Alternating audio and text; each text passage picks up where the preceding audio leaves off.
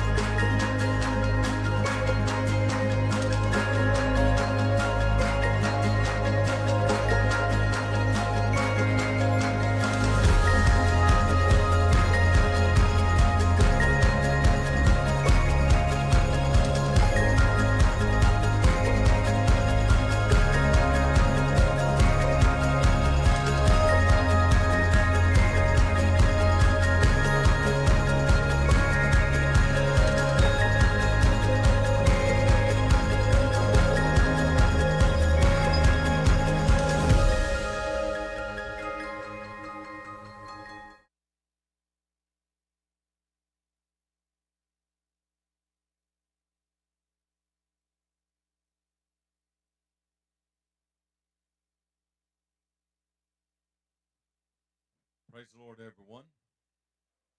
Good to see you in Sunday school today. It's been a week since I've been here, so I'm glad to be back at church and seeing all of these smiling faces that we have. And I was fixing to say beautiful faces, but that didn't fit some of us. But I'm going to say smiling faces this morning. Everybody has got a smile where no matter how we look, we can smile. That always improves their look. So it's good to see you today, and we're looking for a great time of the Lord. Missed you all last week, and glad to be back in church today to serve the Lord. We're into the Christmas season, and we're celebrating the birth of Jesus Christ throughout the month of December. And you'll see some decorations up and some trees up. And we're not honoring the pagan holiday of Christmas, but we're serving the risen Lord, and we're celebrating his birth this morning and all through December, and I'm glad we do that, and gives us a time to kind of step back and really think about why that we are where we are today. If it wasn't for the Lord, we wouldn't be here, folks. The angel appeared to the shepherds, and the shepherds cowered down with fear and covered their head and bowed to the ground, and the angel said, "Fear not. Behold, I bring you good tidings of great joy, which is to all people. Unto you is born the Savior." I'm thankful for the Savior this morning. Let's all go ahead and stand today.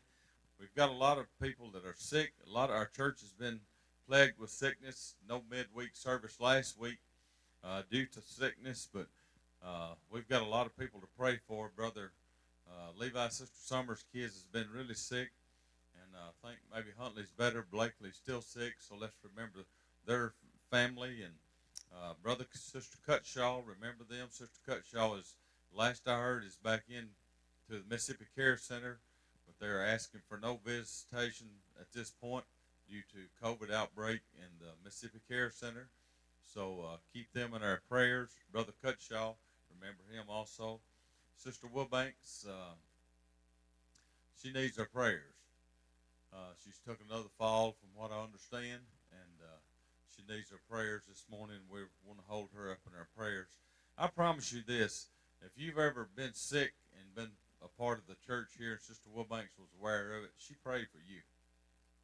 That is a praying woman, and I think we owe her that for nothing else, for just many times she's prayed for all of us. So let's pray for Sister Wilbanks this morning. I'd love to see her back in church with us. The Stevens family, Billy Ray Jackson. Let's remember these requests. Marta, I'm not sure if I know how to say this. Manzek, that's what I'm attempting to call it. Maybe whoever turned in that request may need to correct me on that. Blaine Suter, remember him. And Dr. Fowler, I think he's having some eye issues, so let's remember these requests. Do you have a request you'd like to mention this morning? Sister Mary?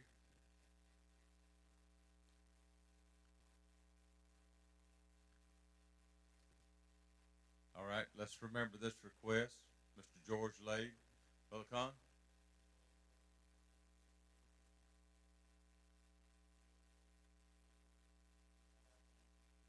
All right, let's remember Brother Con's cousin. need to remember also the tornado victims of last night. Last I heard, there were six people killed last night, and right here at Christmas time, that's just really a tragic thing. And we can't control the weather, but the Lord knows what He's doing. But let's do remember those families and our requests. Yes, sir, brother. I believe that He's able to heal and deliver. So let's remember these requests this morning. Uh, as I said, those tornado victims, I think there were a couple of children in that, involved in that. So let's remember those families. It'll be tough for them during Christmas time. It'll be tough anyway, but it's tough at Christmas time. Anyone else have a request? Let's remember our service throughout the day. Looking for a great time in the Lord, but let's pray that we would be right where we need to be in our services today. Put everything we have into it. Brother Rogers, will you lead us to the Lord in prayer today?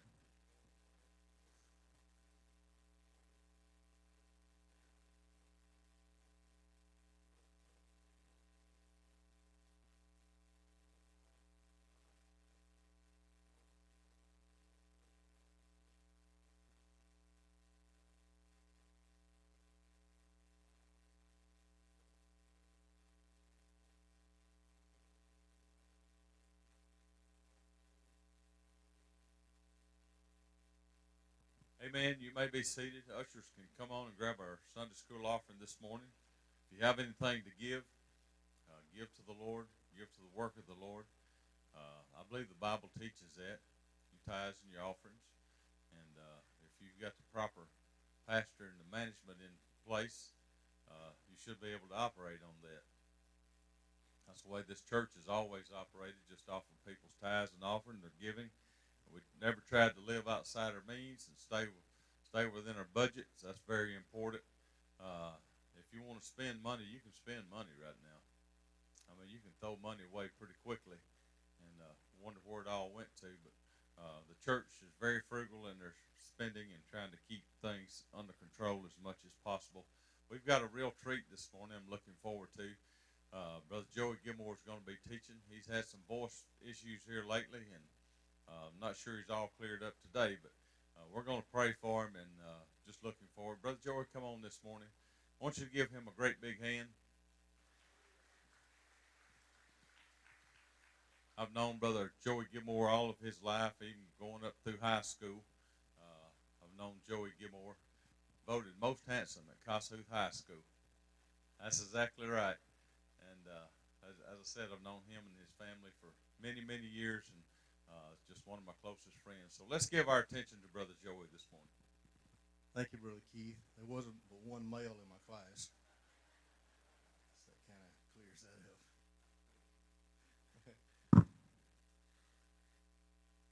He didn't have any idea what I was teaching on this morning, but he even read some of the scripture I'm going to be teaching on. I'm going to be teaching on Christmas. Let me close this book. Hang on a second.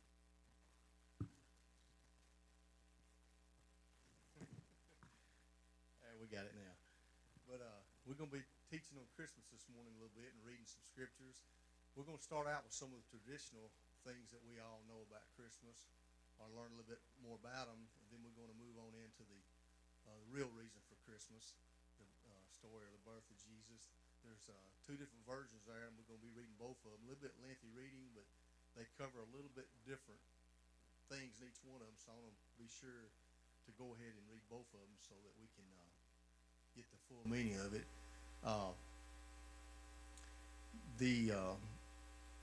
We're going to first start out with, as kids, we all knew about Santa Claus, or thought we did. And today we think of him as just being a big jolly fat guy with a red suit that comes around and gives toys, and the kids have a big time about it. The story goes back to the 3rd century when St. Nicholas walked the earth and become saint to the children.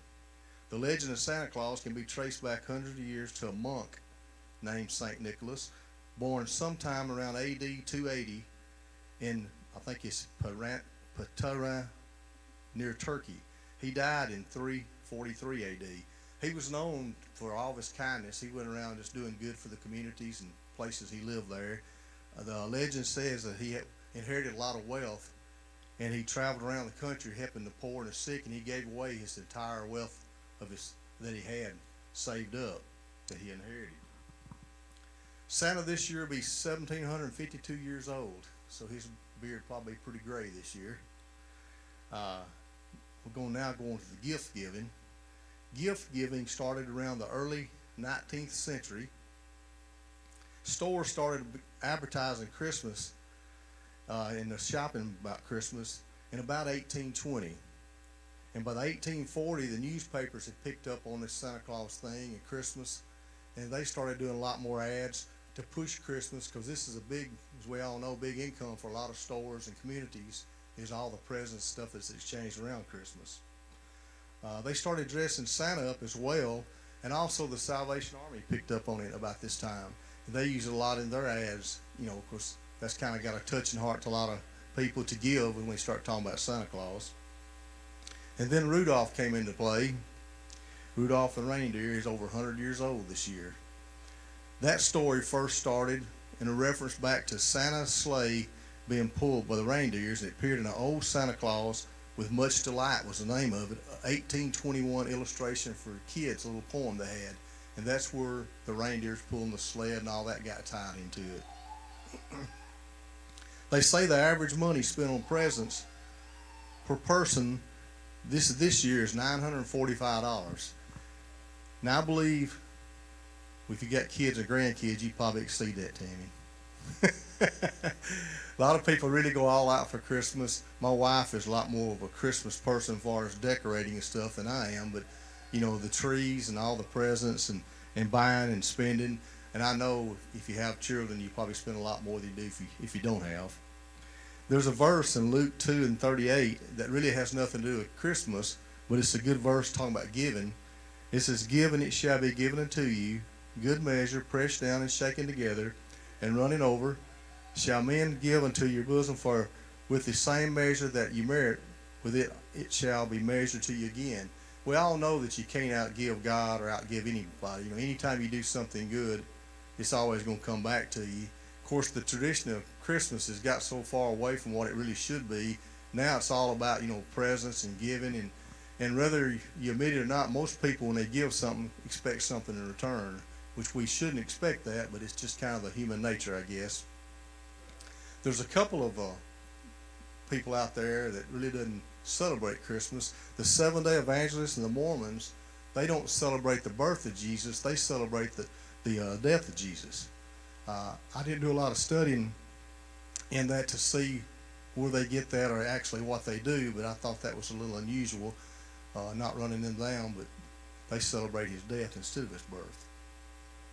Pope Josephus in 350 AD was the one that chose December the 25th to be a Christmas day that we celebrate. That he had nothing to back it up. He just happened to be the one, I guess, that just pointed at the calendar, and that's where it fell at. Now for the Christmas tree history. This started in Germany about 1419, and it was decorated with roses made of paper, apples, wafers, tinsel, and this is the kind of unusual, sweetmeats. I never heard that before, but I think if we decorate our tree with sweetmeats, I wouldn't have a problem putting it up real early. Maybe that'd be a new tradition in our house. I could get into that a lot more. It was brought to the United States by the German settlers in Pennsylvania about 1830. Now, a lot of these facts that you read about on the internet or in dictionaries, encyclopedias, wherever you may get your information, just like I did, it varies some. What I'm telling you today is the ones that I saw that was the most common, that looks like most people believe in. So I know you can get some different answers if you start studying some of this stuff. It does vary a little bit. You have to kind of read between the lines. We're going to get into the Bible part now. Before we get into the story, the Christmas story, this is parallel with that. The story of Zacharias and Elizabeth. We know that their miracles was right parallel with the Christmas miracles. If you remember, they were very old and stricken in years and had no children. And the angel Gabriel appeared unto Zacharias and told him that they were going to have a child. And his name was going to be John. Well, his unbelief of that, he just really couldn't believe it. But so by that happening, he was stricken dumb. He couldn't speak until the child be born. Well, about 6 months into her being with child, the same angel visited Mary. So Mary, this is getting back over the other side of it, she went and visited. She went to Judah to visit with Elizabeth, which was her cousin, to tell her what had happened to her.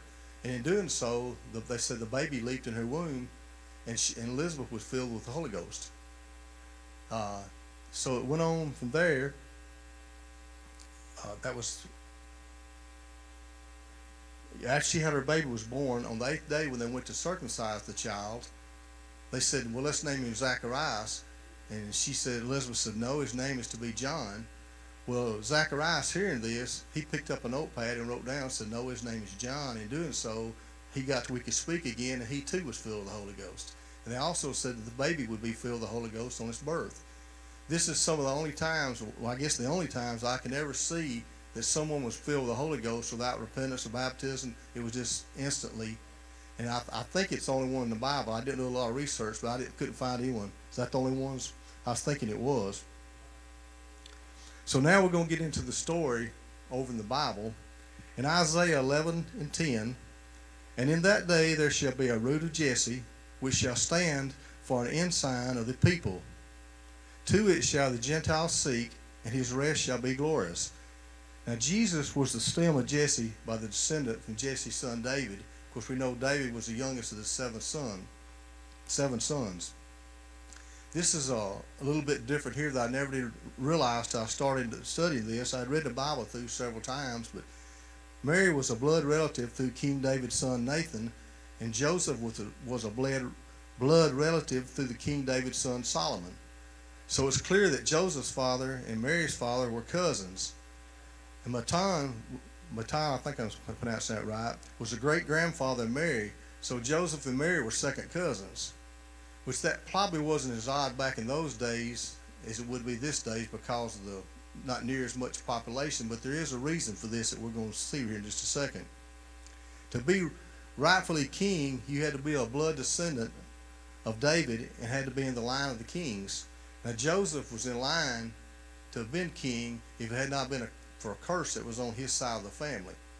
And I had never really thought about this curse before either. It's another good study that you could get into for another day. See, God promised David his dynasty of king ruling over Israel would be eternal. But there was a curse on the side of Joseph so that none of the offspring would prosper or could sit on the throne of David or rule anymore. Now this goes back to Coniah, I believe I'm pronouncing that right. He was just a very evil man that God cursed because of the way he was. So the side of the kingship had to come through Mary. It couldn't have come through Joseph anyway, because we know Joseph wasn't his real father. So it passed over Solomon and passed on her side down through so Jesus could be king and be the Messiah. In Luke 1:26, "And in the 6th month, the angel Gabriel was sent from God into the city of Galilee named Nazareth, to a virgin espoused to a man whose name was Joseph of the house of David, and the virgin's name was Mary." Now this espoused right here is kind of like engaged in our day, except it was a more binding. It's in between being married and being engaged. They said a lot of times they'd be espoused for 3 months up to a year, and it would give the husband-to-be time to get the house in order, to get a way to take care of his wife, to get his good job and everything. So espoused was really a real strong binding between engagement and being married. In verse 28, "And the angel came unto her and said, Hail, thou art highly favored, the Lord is with thee, blessed art thou among the women." This is the most highly favored of any woman could ever will ever have again. If you think back, no one will ever have this honor again, to be favored by God as much as Mary was. In verse 29, "And when she saw him, she was troubled in his sayings, and cast in her mind what manner of solution this should be. And the angel said unto her, Fear not, Mary, for thou hast found favor with God. And behold, thou shalt conceive in thy womb, and bring forth a son, and shalt call his name Jesus. And he shall be great, and shall be called the Son of the Highest, and the Lord shall give unto him the throne of his father David. And he shall reign over the house of Jacob forever, and his kingdom there shall be no end. Then said Mary unto the angel, How shall this be, seeing I know not a man? And the angel answered and said unto her, The Holy Ghost shall come upon thee, and the power of the highest shall overshadow thee. Therefore also that holy thing which shall be born of thee shall be called the Son of God. Now this is a whole lot for a person to absorb. Back in the Jewish maidens back in that day, they had to be at least 12 and a half years old to get married. There's old women when they got married then. But most of the time it was 13 to 15-year-old to get married or to bear children. So Mary probably was within this age limit when all this was going on. So you take today a girl from 13 to 14, 15, even a grown woman, this would be a lot to take on, because she knew she was a virgin. Her and the Lord was probably the only two that could really know deep down inside, but they knew it. And for her to be told that she was going to have a child, and then he was going to be called the Son of God, his name is going to be Jesus, this is a whole lot for anybody. But of course, then again, she was well favored. In Luke 2:1 it says, And it came to pass in those days that there went out a decree from Caesar Augustus that all the world should be taxed. And this taxing was first made when Cyrenius was governor of Syria. The best I could tell, in the early years, the percentage was 1%, but about this time, it looks like it was 4% is what they were taxed on, what they were having to go pay tax on. And all went to be taxed, everyone into his own city. And Joseph went from Galilee out of the city of Nazareth to Judea unto the city of David, which is called Bethlehem, because he was of the house of David. Now they traveled approximately 90 miles. And back then, of course, she probably rode on a donkey, but walking and traveling with a lady that was close to 9 months, it probably took them 4 or 5 days. That'd be like traveling back from here to the river over at Memphis. That'd be a long way to travel if you was 8 or 9 months with a child. In verse 5 it says, To be taxed of Mary, his espoused wife, being great with child. And so it was that while they were there, the days were accomplished that she should be delivered.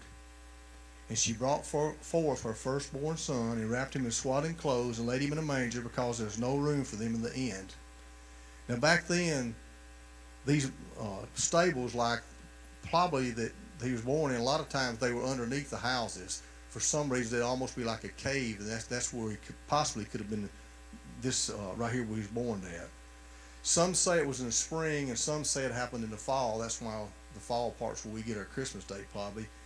In verse 8 it says, There were in the same country shepherds abiding in the field, keeping watch over their flock by night.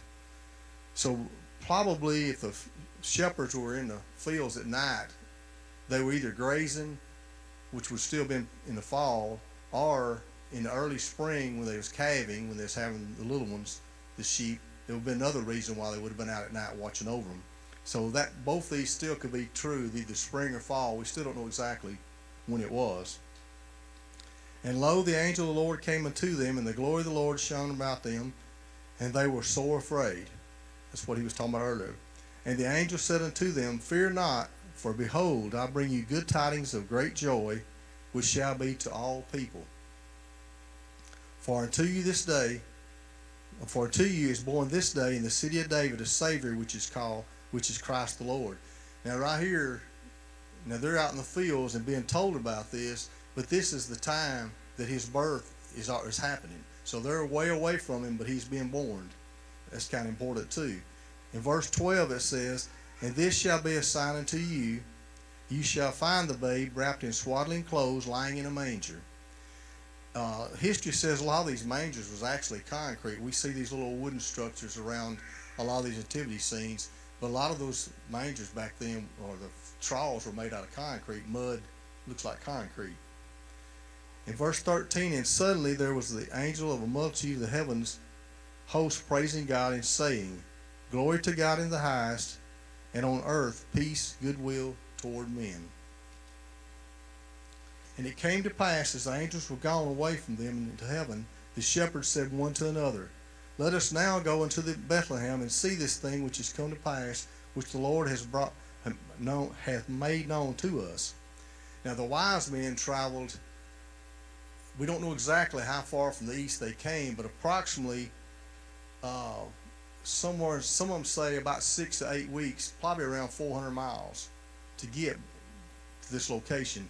There's another place in the Bible that this same journey was taking place, Ezra, and it says, "For upon the first day of the month began he to go up from Babylon, and on the first day of the 5th month came he to Jerusalem." So this same journey, or close to the same journey, it took them 4 months. So we can assume it probably took the shepherds around 4 months to arrive to see the baby Jesus. He was already actually growing. And they came with haste and found Mary and Joseph and the babe lying in a manger. And when they had seen it, they made known about the saying which was told them concerning this child. And all they that heard it wondered at these things which were told them by the shepherds. But Mary kept all these things and pondered them in her heart. I think she was still having a hard time, getting all this in her head, everything that was going on, how all this took place. I mean, that would be mind-blowing for sure. And the shepherds returned, glorifying and praising God for all the things that they had heard and seen, and it was told unto them. And when the 8 days were come for them, accomplished for them to circumcise the child, his name was called Jesus, which was so named of the angels before he was even consumed in the womb. Now, Jesus' birth is not recorded exactly the time, but we can assume it was between 6 BC and 4 BC, because if you remember the creed that King Herod put out to have all the children 2 years and younger killed, and he died in 4 BC. So that 2-year period, he would have been between 6 BC and 4 BC in order for him to fall in that age limit. So it's probably around 6 or maybe 5 BC when he's actually born. Now we're going to go on to the second story. It's a little bit of lengthy reading too, but just bear with me because it does bring out a few other things. In the book of Matthew, where this is at the starting of the book of Matthew, it starts out with all the genealogy of Jesus. Now you always got to remember that his genealogy, his family tree is earthly, which would be on Mary's side. This has nothing to do. God does not have a family tree. He is forever. So this is just speaking of Jesus, not speaking on his earthly side, not on God's side. In Matthew 2:1 it says, "Now when Jesus was born in Bethlehem of Judea, in the days of Herod the king, behold, there came wise men from the east to Jerusalem, saying, Where is he that is born King of the Jews? For we have seen his star in the east, and are come to worship him. When Herod the king had heard these things, he was troubled, and all Jerusalem with him. And when he had gathered all the chief priests and scribes of the people together, he demanded of them where Christ should be born. And they said unto him, In Bethlehem of Judea, for thus it is written by the prophet, And though Bethlehem is the land of Judah, art not the least among the princes of Judah. For out of thee shall come a governor that shall rule my people Israel. Then Herod, when he had privately called the wise men, inquired of them diligently what time the star appeared. And he sent them to Bethlehem and said, Go and search diligently for the young child, and when you have found him, bring me word again, that I may come and worship him also. And we know his intentions wasn't to worship Jesus. He was worried about his ruling, he was worried about his power, because he knew deep down somehow he was believing this Messiah too. He knew that there was something stronger than him that's coming along. And he sent them to Bethlehem and said, Go and search diligently, and come back when you found him and tell me, well, I can come worship him. Now from Jerusalem to Bethlehem, it's about 9 miles, so that wouldn't have been a very long journey for him, about from here maybe to Boonville. And when they had heard the king, they departed, and lo, the star which they saw in the east went before them, till it came and stood over where the child was. When they saw the star, they rejoiced in exceedingly great joy.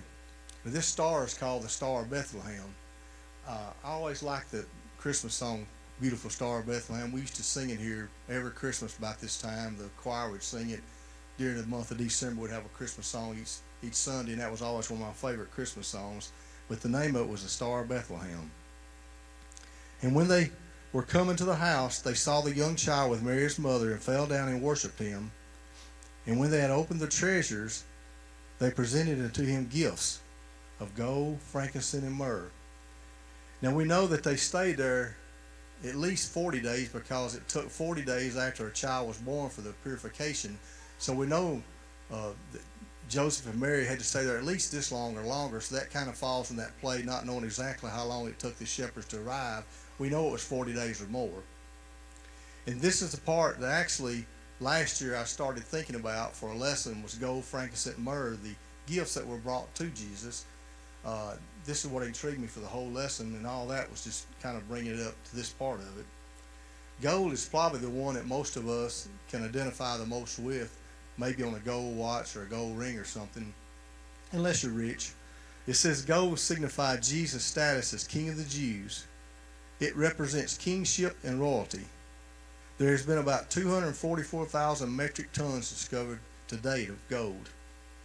And I didn't know this, but they say that gold comes from years ago, falling stars, falling to the earth and being covered by dirt, and over pressure of years and years is where gold comes from. The United States has the most gold, just over 8,100 tons, coming in at $1,900 per ounce, or $67 million per ton. So the United States is very wealthy in gold. Is anybody akin to the Rothschild family? They say this family has the most gold, $20 trillion worth. Now, where they got their money, I don't know, but they're a very wealthy family. At Jesus' birth, they say gold was worth about $600 a pound, and now it's worth about $22,372 a pound. So gold has really went up in value. If you remember, the Ark of the Covenant was covered with gold, as well as the golden candlesticks. Crowns were covered with gold. It was used throughout the temples. Gold is mentioned a whole lot throughout the Bible. It's covering a lot of things and representing a lot of different things. The second one is frankincense. This represents worship and identifying as the Son of God. It was traditionally burned in the temple as an offering to God, also used as a perfume. Its extract is good for healthy skin and digestion, also used for treating arthritis and chronic diseases. It's found mostly in North Africa and India. And this is harvested from trees. Mostly, I would think of it like today, we see a pine tree that's got skin on the side. You see it, sticky sap coming out of it. That's kind of what I'd identify that with, the way it comes out of the trees.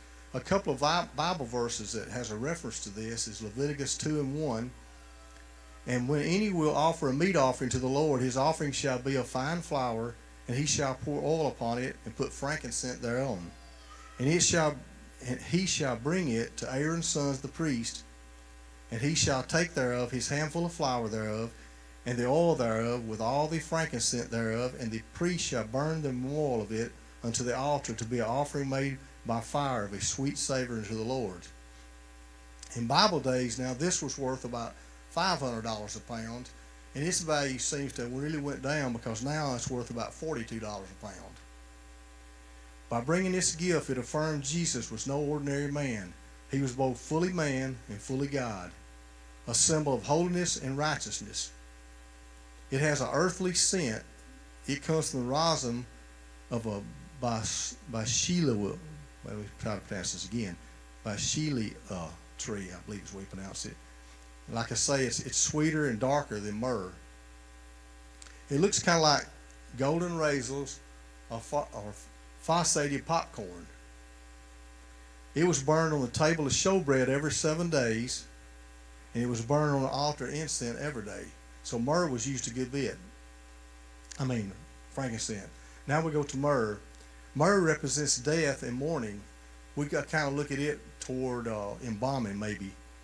It's more earthly and bitter than frankincense. It provided a nice scent and also a slow decay, and it combats pain and swelling. It comes from the rosin of a Camellia tree. It's yellowish or clear color, and it's mostly around Ethiopia. It was worth about $4,000 a pound during the Bible days, and now it's worth about $37 a pound. So this one too also went down in value. It smells like an evergreen tree or pine or spruce, so it has a good smell to it.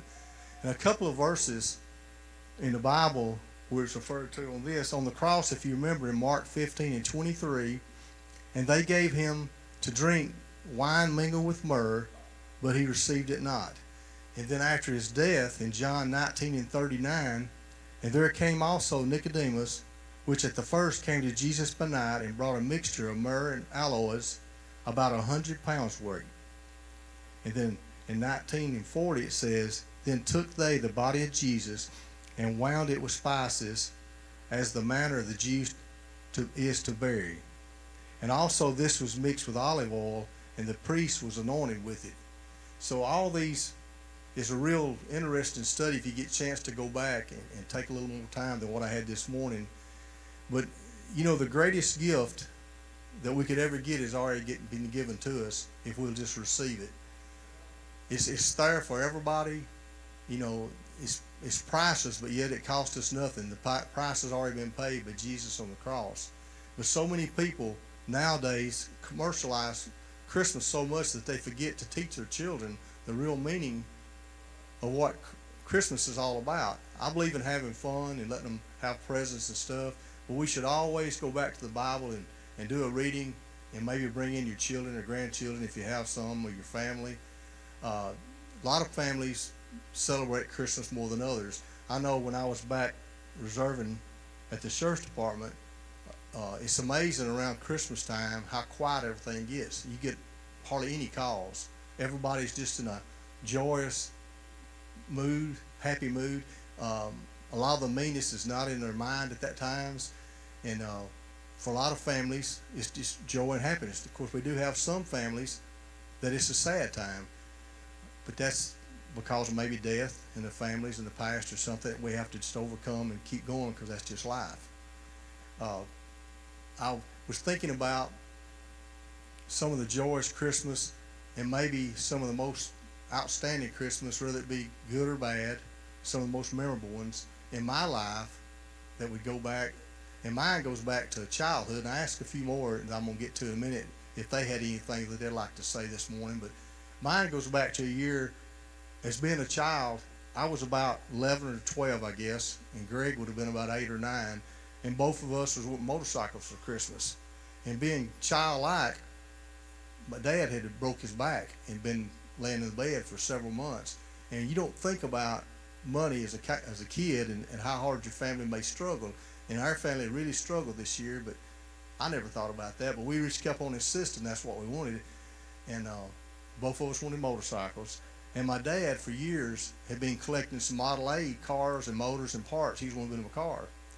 And so it kept getting closer. Mama was teasing with me. She kept saying, would you like to have an initial ring for Christmas? And I said, no, I don't want no ring on a motorcycle. And she kept on and on and on. So Christmas morning, we get up and we go to the tree, and there's 2 or 3 presents we open, and there's that little bitty box. I said, oh, gosh, stupid ring. You know, so we opened it. She said, you're not going to open this box here? Which I knew what it was. I said, okay. So I opened it. It was the keys to the motorcycle. You know, I didn't think about it at the time, but after I got years older, I remembered right before Christmas, Daddy's selling all that stuff. He sold all his Model A stuff. I know where the money come from now. I never thought about it as a child, but that's always stuck in my mind, and how many times I wished it in some ways they never got me that, because he wanted to build that car so bad. But you know, that's a memorable Christmas to me. The sacrifice that they gave up for me to have and Greg to have another. Of course, the girls got stuff too, but us to have a real memorable Christmas, I'll never forget that, and that's always stuck in my mind, in my heart. And I still have a Bible marker that Brother Keith's dad, Brother Danny, brought us back. It's the night before Christmas, but it's a different version. I still have that in my other Bible at home that he gave us. I want to think it was 83 or 4, maybe. I can't remember what year it was. He was no, it was a little later than that. It's about 87, maybe. He was our young people's leader upstairs, and he gave every one of us at Christmas that marker, and I still have it on the Bible, and I use it. Part of it's faded, which sticks out from the Bible. It's faded a good bit, but I still have that. That was one of the presents I've kept all these years, and it means a whole lot to me. I asked a couple of ladies over here to maybe tell us one of their memorable Christmas, and I'm going to ask them to say something this morning. Will you start us out? Well, I didn't pick just one, but I remember as a child that in December there was just so much extra stuff going on. It would get you excited. And some of you will remember a store downtown called the Mitchell's Department Store. They always had that upstairs part at Christmas time, and it was so exciting to get to go there and pick out a new baby doll or something. And it's just like, to think of it, I could smell it. It just had that certain smell of all of those baby dolls in there, and I could remember that. And there was always extra stuff going on at the churches. I loved the Christmas plays that we'd have and the extra Christmas singing. And there would be a few times that the Sunday school teachers would get some of the kids together, and we'd go to the elder people's house and do Christmas caroling. And that was always exciting. But we knew our parents always would sacrifice to get us a few gifts anyway, because we didn't get it all year long like they do now. They hardly know when Christmas hits these days. But it was exciting to just get up and to see what we had. And if it was a new bicycle that we'd waited so long, I don't care how cold it was, we would ride. We'd put our coats on and just ride the best we could, but we was going to ride it since we got it. So it was just special times of extra things going on and extra family. And Mom always cooked like the whole week before. She would have like 2 or 3 layer cakes of like apple and orange, and she's the only one that I knew that cooked them that way. Not an apple cake and an orange cake, but apple orange. And then she'd have like 3 big old coconut cakes, and she would grind her own coconut, fresh coconut, to see that it was made. But we would always have family that would stop by, and they always wanted some of her desserts. And so those were just memorable times, and I thank the Lord that I had family to share it with. Thank you. I bet Mr. John, I bet you remember Mitchell's Department Store. You bought a pair of blue jeans, you got a tough nut knife. Remember that? Yeah, I still got one of those knives. Had that Santa Claus in the window. Our sister Nell, she's going to tell us a little something this morning. Well, I was like Sister Gail. Every Christmas was just fun. It was just enjoyable. We didn't have a lot. Daddy worked, raised 6 kids, pastored a church, preached all the time. We didn't have a lot, but we had love. We had a warm house, we had food to eat, and we had love. And you know, I remember Mom and Daddy always explaining to us that this is Jesus' birthday. This is what Christmas is about. We may not know the exact day he was born, but he was born because he died. So, you know, we want people to recognize our birthday. Well, when we're younger, we do. When we get older, it don't matter so much. But we need to recognize Jesus' birthday. And I remember, too, around Christmas time, now all through the year, we had plenty to eat. It was beans and potatoes one day, and it was potatoes and beans the next day, and cornbread. Daddy killed the hog, killed the calf. We always had plenty to eat, but at Christmas time, you could smell the turkey. You could smell the dressing. And like Sister Gail said, Mama made that coconut cake out of fresh coconut, and I can still see her now. Daddy would come in with a hammer and nail and drive in that coconut's eyes and turn it in a glass, and that coconut was crying until all that juice was out. Now, I remember that. And that was one of the best coconut cakes because it was made out of that fresh coconut. But like I said, we never had a lot. We didn't walk into a living room filled with toys, but like Gail said, our kids have so much now, they don't even appreciate when Christmas time comes. But I remember one year, Mother she was the seamstress, made all of our clothes. We didn't have anything store-bought. I was so excited one time when she went to Kent Dollar Store and bought me a $3 or $4 dress.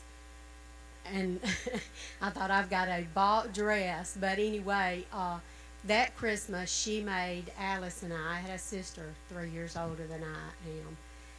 She made us a dress. It was red, trimmed in black. It was a dress-up dress, long. Our mother had two old aunts that gave us shoes, and you can imagine how they looked on our feet. And we had hats. I still have a picture. That's what we got for Christmas. But one of the best Christmases I have ever had. And I'm so thankful for all those years that we were taught to give. Mama taught a Sunday school class, and for years, and they would get together at Christmas and bring some of their old toys that were not torn up to bless a family that didn't have much. That was another thing we were always taught to give. I learned real early that it's more blessed to give than to receive, because that's one thing they taught us. We're going to help these people. And I'm so thankful that through the years I've got to pass that on to my daughter, and now I've passed it on to my little grandson. And one more thing, Pep and Don were building a house, and they were living in a very small trailer. And we got down there for Christmas, and there was light fixtures in every corner. There were faucets in every corner, and she said, I didn't have room to put up the smallest tree I could find. I didn't have room. I said, that's okay. So Paxton and I walk out in the woods, and I said, we're going to do a Charlie Brown Christmas tree. And we did. And I told him the story of Charlie Brown, and I made him look it up. It's not about what's under the tree. It's about all those around the tree. And that's what Christmas is about.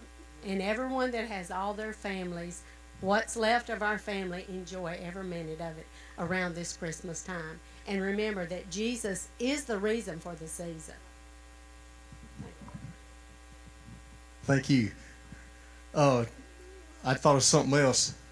As a young people at the church here, we went around a couple of years, singing Christmas carols with some of the elder that in the church. And one year we went to Sister Woodbanks and Brother Woodbanks' house, Brother Keith and Brother Joe, and I'm sure you was with us. We raided her refrigerator, and she had cold pinto beans and cornbread. You remember that? And we eat every one of them. We're just about to run out of time, but I'm going to get Brother Eddie, if he would. We go back a long way as friends. He's got just a couple of minutes here. I'm going to let him tell us something that maybe stood out to him growing up on one of his Christmases. Well, ain't this special? We had good Christmases as Mom and Dad's. We was raised out in the country, and Dad farmed, and when he wasn't farming, he was helping build houses in between times to keep money coming in. But Christmas at our house was back in the early stages when I was very young.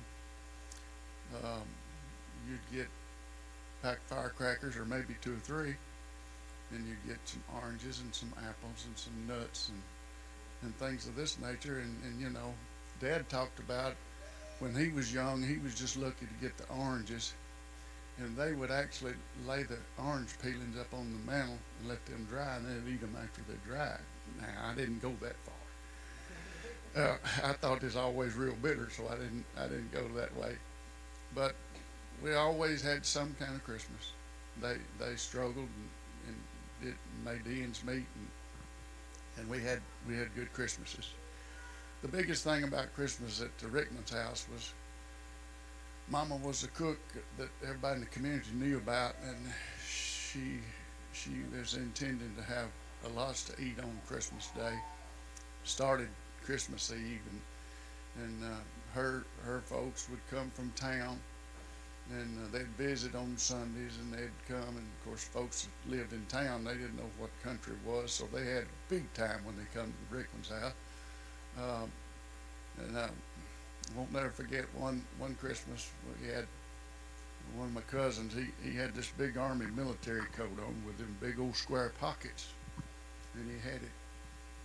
That's where he's keeping his firecrackers.